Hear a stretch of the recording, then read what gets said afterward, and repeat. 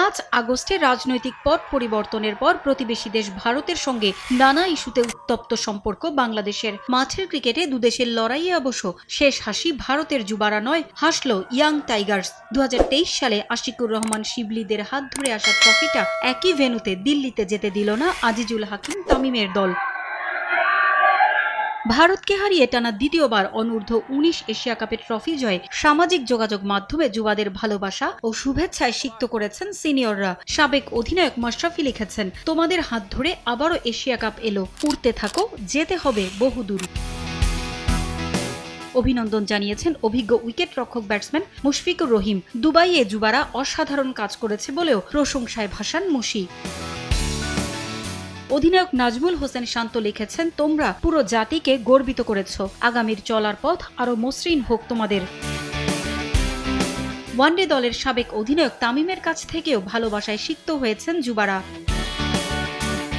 Global super লিগে রংপুরকে শিরোপা উপহার দেয়া নুরুল হাসান সোহানও যুবাদের ভালোবাসা ও শুভেচ্ছা জানিয়েছেন। তাওহিদ হৃদয়, পেসার তাসকিন আহমেদ ভারতের মতো প্রতিপক্ষকে হারানোয় উচ্ছ্বাস প্রকাশ করেছেন।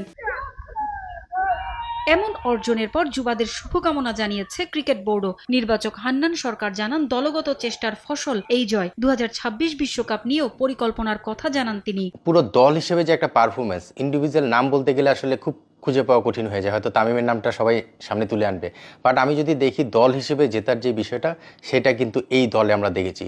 বোলিং ডিপার্টমেন্ট, ব্যাটিং ডিপার্টমেন্ট, পাশাপাশি ফিল্ডিং, প্রতিটা জায়গায় আমি আসলে দেখেছি যে সবার যে চ্যাম্পিয়ন হওয়ার যে একটা ডেডিকেশন, ডেসপারেটনেস, সেটা কিন্তু মাঠে দেখা গিয়েছে। আমি শিওর যে আগামী 1 বছর তাদের এই প্রক্রিয়াটা কন্টিনিউ হবে এবং এই প্রসেসের মাধ্যমে তারা নিজেদেরকে আরও উপরে নিয়ে যাওয়ার চেষ্টা করবে। এখন আমরা এশিয়ার চ্যাম্পিয়ন, নেক্সট আমরা ওয়ার্ল্ড কাপ চ্যাম্পিয়ন হব, সেই বিশ্বাসটা অন্তত তৈরি করে দিয়েছে।